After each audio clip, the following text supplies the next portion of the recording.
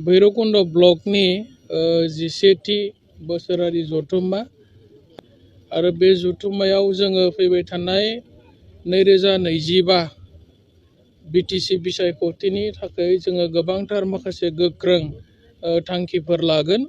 भैरबकुंड ब्लकखौ जोङो जेरैखिजाया देरहाहोनो थाखाय जाखिनि बिथांखिफोर लानांगौ बेबायदि माखासे बिथांखिफोर लानानै जोङो बिपिएफ हान्जाया देरहानायनि जि खामानिफोर जोङो बेखौ मावनो थाखाय साखाफारा जाबाय आरो बिसायख'थियाबो बावला जिहेतु एप्रिल दानाव जागोन होननानै जोङो खोनाबाय थादों।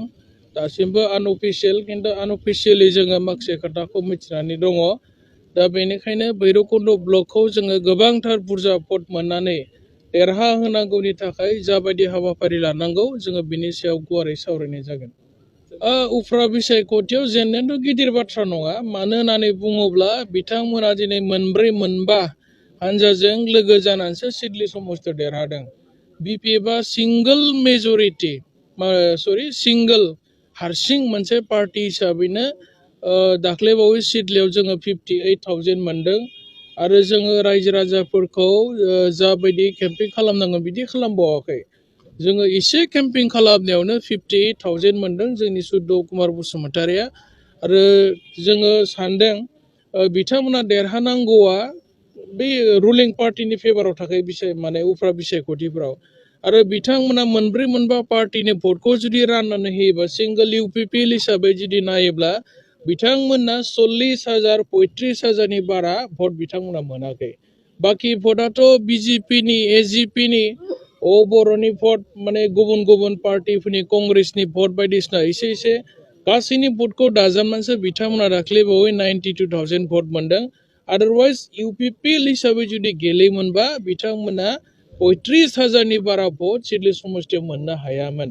आरो जोङो सानदों 2025 सनाव जोङो दिनैबो हिसाब खालामनानै नायदों जोङो 28टा प्लास 28 प्लास जोङो गदै बिटिसिआव जोङो देरहानो हागोन आरो सिंगल लार्जेस्ट जोङो मेजरिटी देरहानानै सरकार दागोना 100% खाथां।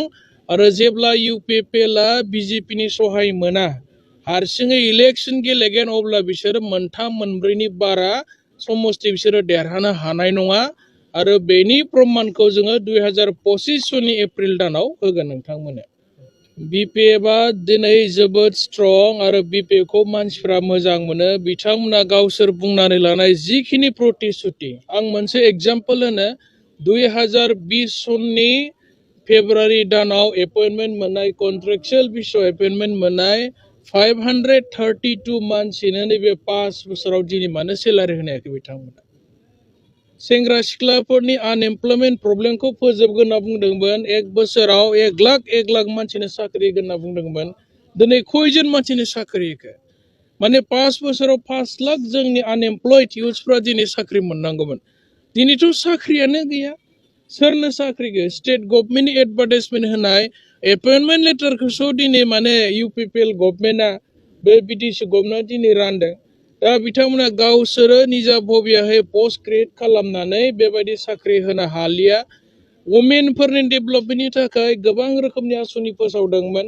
मोनसेबो वुमेन डेभेलपमेन्टनि जोंनि आइजो माहारिखौ डेभेलप खालामनो थाखाय जेबो बिथांखि बिसोर मावनो हायाखिसै। सेल्फ हेल्प ग्रुपनो 75,000 होनाय, दंफां गायनायनि खोथा 10,000 होनाय, दंफां फुलि दिनै थैनानै थांजोब्बाय, रावनोबो होनो हायाखिसै बिसोरो। अबे बिथिङाव बिसोर डेभेलप खालामखो? अरुण'दय आसनिया मोजां रोखोमै राननो हायाखिसै। दाथ' अरुण'दया बन्द जाथ'नानै दङ फर दा टाइम बिं। अरुण'दयखौ बिसोरो गोबां फुराना फर्मखौ राननानै थगायबाय, रायजोफोरनो होनो हायाखिसै।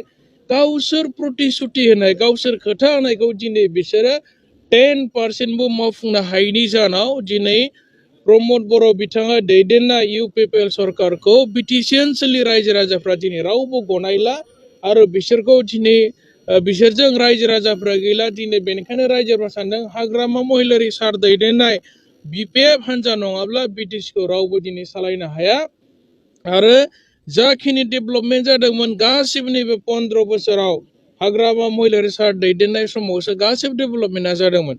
दिनै बिथांमोना स्कुल कलेज लुनो हायाखिसै, हस्पिटाल लुनो हायाखिसै, लामा दालां बानायनायाव फेल जाबाय इनफ्रास्ट्राक्चार डेभेलपमेन्ट। जेरावबो माने बिथांमोना जेबो मावनो हायाखै खालि बिथांमोना मेनिफेस्ट' फोसावो मिशन फोसावो 166 मिशन फोसावबाय अबे मिशना साक्सेस जाखो दिनै मोसौ गाइखेर माने मिशन फोसावबाय बहा रायजोफ्रालाय मोसौ गाय मोनखो बिथांनिफ्राय अमा मिशन बोरमा मिशन दाउ मिशन बायदिसिना मिशन फोसावदों बिथांमोना जेबोथ' मावनो हायाखैना बिथांमोना दिनै फिसा फिनला बेफार मावना जानाय मानसिफोरनो बिसोरो माने फाइनान्सियेल एसिस्टेन्ट होनो 2 लाख थाखा होगोन होननानै गावसोर बुंना लादों बहा मावखो हा पाट्टा होगोन होनदोंमोन बहा होनो हायाखै दा हादानाव थानाय मानसिफ्राथ' दिनै हानि पाट्टा मोनाखै बर'आनो जा नेपालियानो जा आदिबासियानो जा बा बिभिन्न जाति जनगोष्ठियानो जा बिथांमोननो लेन्ड पजिशन होदों बेखौबो 3 बोसोरनि थाखायल' बेबहार खालामनो हागोन होननानै लिरनाय दङ बिसोरनि सार्टिफिकेटआव हानि मियादि पाट्टाया मा जाखो गावसोर बुंनानै लादोंमोन खिन्थु मावनो हायाखै भेन्सार्सखौ प्रभिन्सियेलाइज खालामगोन होननानै मा जाखो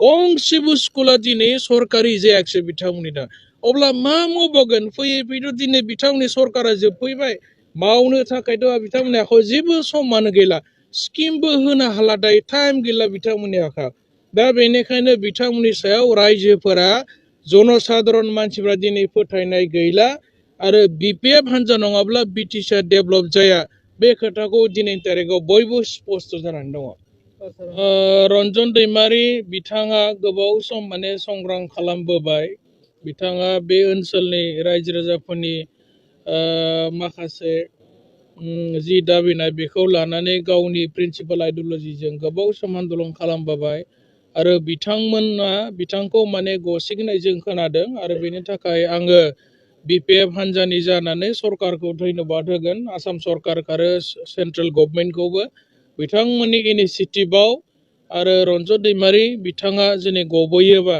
जोंनि रायजोनि थाखाय लोगोसे जोंनि जाथिनि थाखायनो जोबोद गोजोनथावना खौरां बेयो पलिटिकेल पार्टिनि खोथा नङा बेखौ लानानै जोङो पलिटिक्स खालामनो नाङा बा बिथाङा फैनाया जोंनि थाखायनो मोजां आरो जों बयनिबो थाखाय मोजां समग्र माने बर' जाथिया दिनै मोजां मोनगोन बिथां गनायखौ आरो जों बिथांखौ वेलकाम खालामो लोगोसे जोङो स्टेट गभर्नमेन्ट आरो सेन्ट्रेल गभर्नमेन्टखौ धन्यबाद होयो आरो बिथांमोना जिखिनि इनिसिएटिभ लादों आयेन गथ'फ्राबो बिथांखौ बख'नो थाखाय जाखिनि इनिसिएटिभ लादों बिथांजों लोगोसे माखासे केडारफोरखौ गबोनायखौ जोङो बयखौबो वेलकाम खालामदों आरो गोजोननाय फोरमायदों